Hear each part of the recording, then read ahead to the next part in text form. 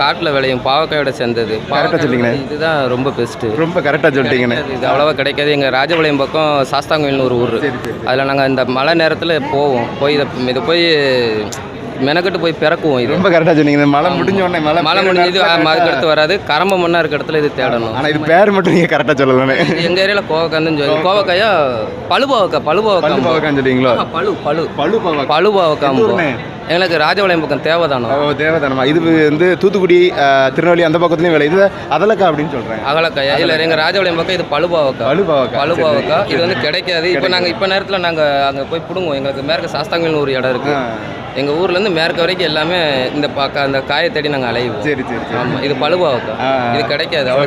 இது சுகருக்கு நல்லது, கேன்சருக்கு ரொம்ப நல்லது, அப்புறம் அந்த தோல் நோய்களுக்கு இது எல்லாத்துக்குமே நல்லது. ஆமாம், இது கிடைக்காது. ஓகே, ரொம்ப நன்றி. ரொம்ப கரெக்டாக சொன்னதுனால உங்களுக்கு கொஞ்சம் உங்கள் ஊர் பாசையில் பழுபாவக்கா